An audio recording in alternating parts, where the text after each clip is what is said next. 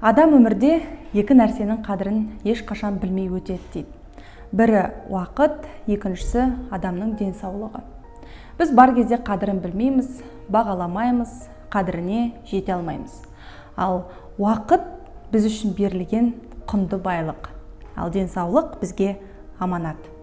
Баршаңызға қайырлы күн, құрметті менің көрермендерім.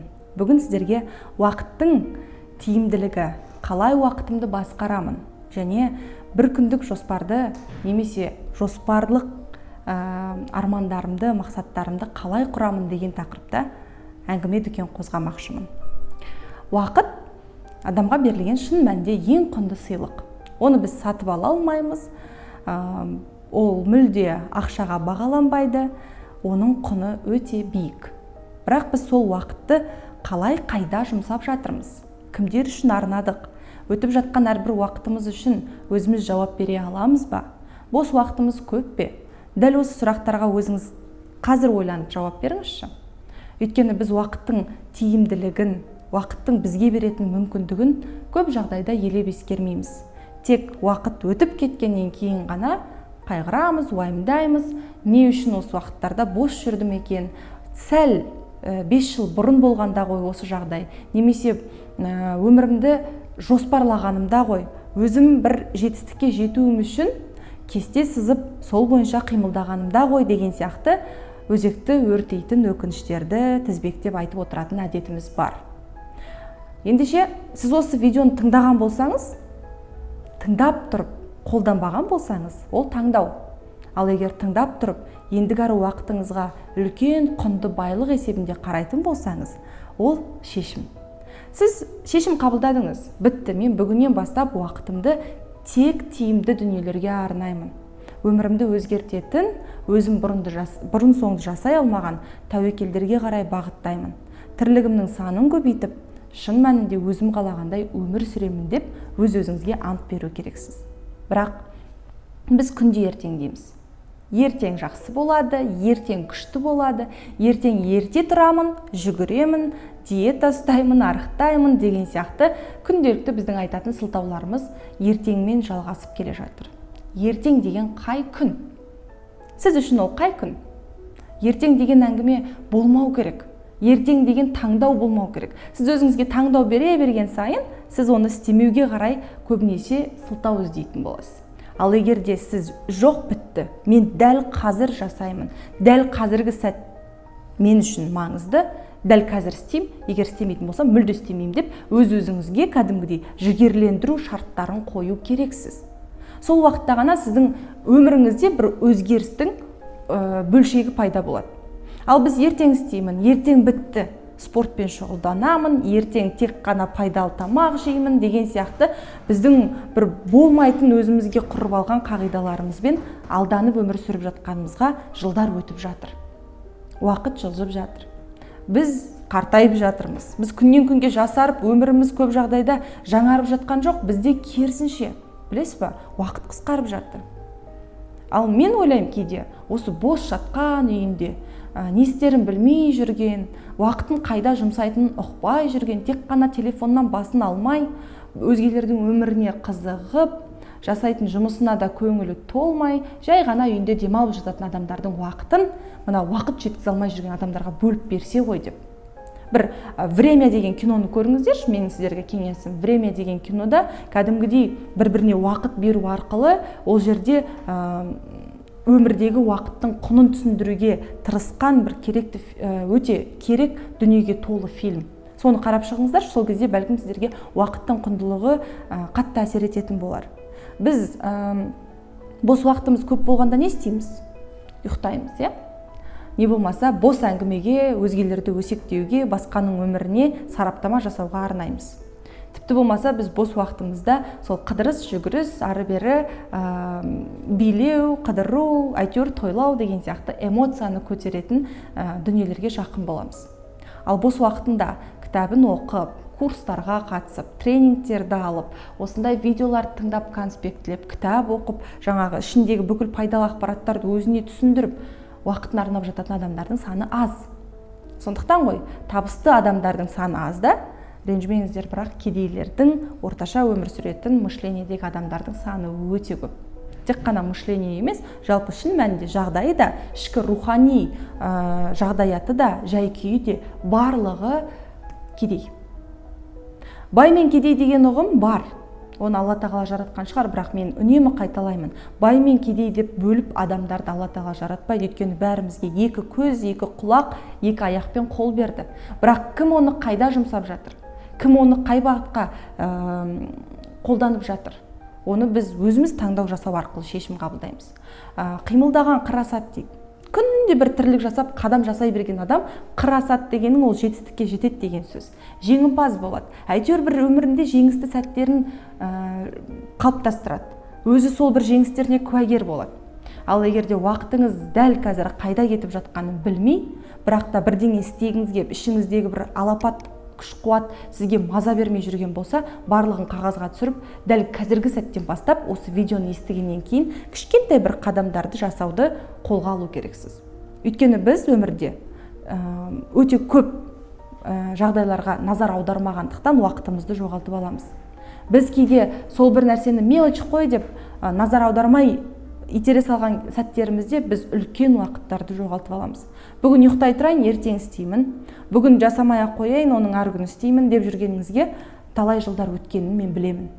Өйткені бәріміз де сол бір үмітке алданып, үмітке байланып өмір сүріп келеміз. Ал үміт деген адамды алдайды. Біз сол үмітке алданып өмір сүргеннен кейін бәрі жақсы болады деп ойлаймыз. Сіз бүгін бір әрекет жасасаңыз, ертең точно бәрі жақсы болады.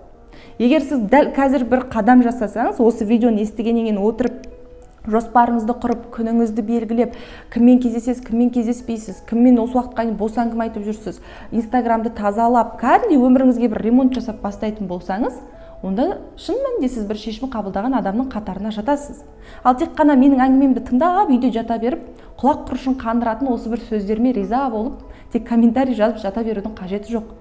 Әрекет жасаңыздар да жазыңыздар. Еңлік ханым, міне сіздің осындай кеңесіңізді қолданып, өмірімде осындай бір өзгеріс пайда болды деп. Маған солай хат жолдайтын менің көрермендерім бар. Мен ол кісілерді өте қатты бағалаймын.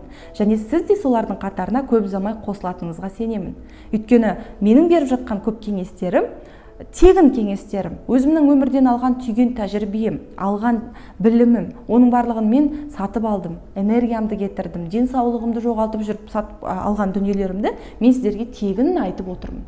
Өйткені мен шын мәнінде өзімнің көрермендерімнің өзгеріп, маған алғыстарын жаудырып, өздерінің өміріне де риза болып өмір сүргендерін қатты қалаймын. Сондықтан уақыттың қадірін білу үшін біз әрбір сәтімізді, сағатымызды бөлшектеп, бөліп үйрену керекпіз. Демек біз әр нәрсеге назар аударған кезде, сіз ұнамайтын адаммен әңгіме айтып отыра бермеңіз. Ары кеткенде 5-ақ минут сөйлесіңіз, қысқартыңыз барыңыз. Телефонда 5-ақ минут отырамын, будильник қойып қойыңыз, 5 минуттан кейін қарамаймын деген сияқты өзіңізге бір шарттар қойыңыз. Сосын бір істейтін жұмыстарды белгілеп қойып, ең маңызды жұмыстарды күннің бірінші бөлігінде атқарып тастауға тырысыңыз. Сіз үшін маңызды адамдармен ғана жұмыс жасап, кездесуді әдетке айналдырыңыз. Ал дос-жаран, класстас, группалас, құрбы-құрдас дегендермен отырып алып, өткен кеткен шақтарды, енді оралмайтын алғашқы махаббатыңызды, болмай қалған бала күнде істеген бір тірліктеріңізді қайта-қайта айта берудің қажеті жоқ. Әрине өткен өмірге оралып, кейде күліп, кейде шаттанып, эмоцияның жетегіне ергіміз келеді. Бірақ оның да өз шегі болуы керек. Мен білем, бір класстастар жиналып алады да, сол баяғыда алма ұрлағанын, бір қызға ғашық болғанын, кейде сол жасаған ағаттықтары мен қателіктерін, мектептегі бұзықтықтарын айтқаннан ләззат алады. Ал ол оған пайда әкеле ме? Жоқ. Босқа уақыт өлтіру. Тура сол сияқты біздің өмірімізде бос әңгіме айтатын сәттер өте көп. Құрбыңмен кездесесің да, келесі бір қызды отырып алып, оның киімін, өмірін, жігітін, сүріп жатқан мына өзінің бір айналасындағы адамдарын барлығын біз не істеп отырамыз? Сараптап, сол туралы әңгіме айтып, уақытты жоғалтып отырамыз. Демек, сіз бүгіннен бастап өсек айтуды тоқтату керексіз, өзге адам жайлы пікір айтуды жою керексіз, себебі оның бәрі уақыт алады. Сіз біреумен телефонмен сөйлесіп, біреу туралы әңгіме айтып жатсыз ба, ол жерде сіз уақыт аласыз. проект талқылап, жоба жасап, егер ақша келетін дүниелерге қарай назарыңызды аударатын болсаңыз, сіз уақытыңызды шын мәнінде тиімді пайдаланып жатқан адам қатарына жатасыз. Уақыт деген біріншіден адамға күш-қуат сыйлау керек. Екіншіден шын мәніндегі ләззат сыйлау керек. Шын мәніндегі ләззат деген не? Ол жақсы көретін адамдармен қарым-қатынас, отбасыңа көңіл бөлу, серуендеп қайту, демалу деген сияқты нәрселерге арнау. Одан кейін барып уақыт деген сізге ақша алып келу керек. Дәл қазір сіз сөйлесіп отырсыз ба біреумен, ол сәтте сіз не ақша тауып отыру керексіз, не жағымды жан дүниеңізге, рухани әлеміңізге қатысты білім алып отыру керексіз, немесе сол жаңа туған туысқандарыңызға қарай көңіл аударып отыру керексіз. Әйтеуір бір оның пайдасы болу керек та. Сіз былай істеңіз, дәл қазір мен не істеп отырмын деңіз, сұрақ қойыңыз. Сіз қазір менің видеомды тыңдап отырсыз, бұл пайдалы өткен уақыт. Сіз пайдалы өткізіп отырсыз да уақытыңызды. Ал санаулы сағаттардан кейін сіз не істеп жатасыз? Босқа жатып, Инстаграмды ақтарып жатырсыз ба? Әлде осы менің кеңестерімді қолданып іске көшіп кеттіңіз бе? Немесе бір кісімен переговор жүргізіп, өзіңіздің келісім шартыңызды жасап, ақша тауып отырсыз ба? Демек бізге айтып отырған нәрсе, уақыт деген ол адамға күш-қуат сыйлау керек, ақша беру керек, және ол үшін шынайы кайф сыйлау керек. Ол дегеніміз ләззат алатын жұмыстар, сүйікті адамыңмен серуендеу, не болмаса жаңағы өзіңе лайықты бір демалыс ұйымдастырып отыру деген сияқты нәрселерді, бірақ бос өткізу емес. Сондықтан біз бос уақыт пен демалыс уақытын шатастырып алмауымыз керек. Демалыс деген эффектный демалыс болу керек, нәтижелі демалыс болу керек. Яғни біз келесі уақыттағы жұмысымызды жоғары деңгейде атқаруға арналған күш-қуатты жинау процесі. Демалыс деген ол барып, билеп, бостан босқа бір болмайтын бір клубта, караокеде, қайта-қайта киноға барып жүре берудің қажеті жоқ. Тауға шығыңыз, атпен серуендеңіз, таза ауада тамақтаныңыз, жаяу жүріп қайтыңыз, Демалыстың ең сондай бір жақсы дүниелер болуы мүмкін. Бірақ демалыс деген ол билеп, тек қана клубқа барып, ойын-сауық құру емес. Біз ажырата білу керекпіз. Сондықтан уақытыңызды тиімді пайдаланып, өміріңізге өзгеріс енгізуді қазір бастаңыз. Ал екінші мәселе, біз уақыттың қадірін қаншалықты білмейміз, біз денсаулықтың да құндылығына жете алмаймыз. Денсаулығымызға қазір көңіл бөлмейміз. Зиянды деген нәрсені жейміз, аз ұйықтаймыз, түнімен телефон қарап жатып, болмаса мүлде сіздің организміңіз, ағзаңыз талап етіп тұрған дүниелерді емес, керісінше зиянды нәрселерге біз қатты құмар боламыз. Кейбіреуі ішімдік ішеді, енді бір темекісін тартады. Мына қазір жастар үйір болып жүрген кальян деген дүниеге кәдімгідей жатып алған, қор дейді ғой, оның зияны өте қатты. Жаңағы біреу электронды темекілерді алып жүреді, иісі өте жағымсыз. Кешіріңіздер, менің YouTube каналымдағы көрермендерім, егер де араларыңызда темекі шегетін, ішімдік ішетін, дәл жаңағындай электронды темекінің жанынан тастамайтын адамдар болса, маған ренжіп қалмаңыздар. Ол жаман әдеттің бәрінен құтылуға болады. Өйткені мен сіздің денсаулығыңызды шын мәнінде уайымдағаннан кейін, ертеңгі күні соның зардабын шегіп қалатын болғаннан кейін, адал көрерменім есебінде мен сізге кеңес беріп отырмын. Әсіресе қыздар, мүлде қорқорға жоламаңыздар, кальян деген нәрседен алыс болыңыздар. Ішімдікті біз ойлауыңыз мүмкін, бүгін кішкентай көрейін, ештеңе етпейді ғой, кішкене бір расслабление болады деген сияқты. Әрине, ол сіздің таңдауыңыз. Ол сіздің таңдауыңыз. Мен Аллаға сансыз шүкір осы уақытқа дейін, яғни 25-темін менің жасым. Енді жасымды айтып қойдым. Көпшілік мені YouTube каналымда сұрайды. Бүгін бір құпияны ашайын сіздер үшін. 25 жасыма дейін бірде-бір ішімдікті ішіп көрмегенмін, Аллаға сансыз шүкір. Ешбір темекі, жаман, зиянды әдеттерге мен жоламағанмын. Өйткені мен үшін денсаулығымның құны қымбат. Мен өзіме ондай нәрселерді істей алмаймын. Түсінесіз ба? Мен өзіме бір зиян келтіре алмаймын, мен қорқамын. Өйткені маған біріншіден Алла тағала денсаулығымды аманат ретінде берді. Осындай сұлу әдемі етіп жаратып қойды. Қаншама мүмкіндік пен нығметті берді. Ал мен оны алып тек қана жаман жаққа қарай бұрып, әдеттерімді минус тараптан көбейтіп жүре беретін болсам, менің адамдығыма ол сын болады. Сондықтан білмеймін, оны не үшін шегетінін де, не үшін ішетінін де мен адамдарды түсінбеймін. Мүмкін бір кішігірім шығармашылық адамдарда сондай деп жүрдім. Мен де шығармашылық адаммын. Бірақ менің бір өзімнің ләззат алатын, шабыттанатын сәттерім неден тұрады? Мен бір жақсы классикалық әуен тыңдауым мүмкін. Ары кетсе, жаңағы өзімнің агуша деп жақсы көретін согым бар, мен соны ішемін деген сияқты. Бұлай күлкілі көрінуі мүмкін, бірақ адамға кейбір өзіне ләззат сыйлайтын, шабыт шақыратын дүниелері болады. Ол міндетті түрде зиянды нәрсе болуы керек емес. Сондықтан құрметті қыз келіншектер, көрермендер, мен тыңдап отырған менің сіңілдерім, әпкелерім, жаман заттан дәл қазір естіп отырсыз ғой. Бұны сіз тегін естіп отырған жоқсыз.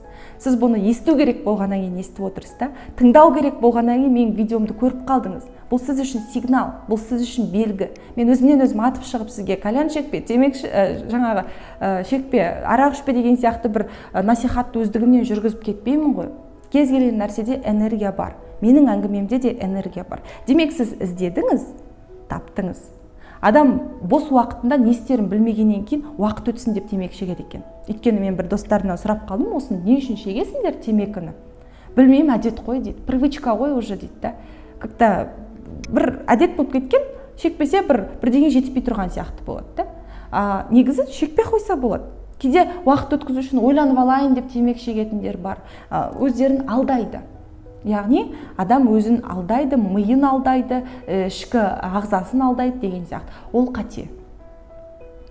Мен сіздерге жанашыр адам есебінде, жанашыр жан ретінде жаман нәрсені насихаттап отырған жоқпын. Керісінше жақсылықтың жаршысы болуға, өміріңізді жақсы бағытқа өзгертуге барынша ат салысып, өзімнің қолымнан келген кеңестерімді беріп жүрмін. Сол үшін бүгін бір қызық болсын, өзіңізге кәдімгідей уәде беріп, темекіге жоламаймын, жаман әдеттерден алыс боламын, денсаулығымды күтемін, пайдалы тамақтанамын, таңертең жүгіремін, 1 стақан су ішемін таңертең, 20 минут жаттығуымды жасаймын деген сияқты жақсы уәделерді жазып қойып, таңертеңнен бастап соны орындаңызшы. Мен білем, сіздің қолыңыздан келеді. Сіз мықтысыз. Сіз өзіңізді басқара аласыз. Тек бәлкім еркелеп жүрген шығарсыз. Мүмкін өзіңізге қазір кішкене бір ләззат сыйлайтын бір нәрсе іздеп жүрген шығарсыз. Бір расслабление болсын деп ойлап жүрген шығарсыз, иә? Бәрін түсінемін, бәрін ақтап алуға болады. Бірақ оның да шегі бар екенін ұмытпаңыз. Өйткені уақыт пен денсаулық сізге қайтадан берілмейді. Уақыт пен денсаулықты ақшаға сатып ала алмайсыз. Уақыт пен денсаулық ол Алла тағаланың міндетті түрде біз ақыретке барғанда сұрайтын үлкен бір деңгейдегі сұрақ. Яғни біз сынақта, сұрақта, ертеңгі күні біз осы үшін жауап береміз. Уақытымыздың әрбір бөлшегіне, денсаулығымыздың әрбір кішкентай клеткасына, тамырларына дейін жауап береміз. Сондықтан, құрметті достарым, мен сіздерге сенемін. Жақсы әдет қалыптастырайық, уақытымызды тиімді бағытқа жолдайық. Мен сіздермен біргемін.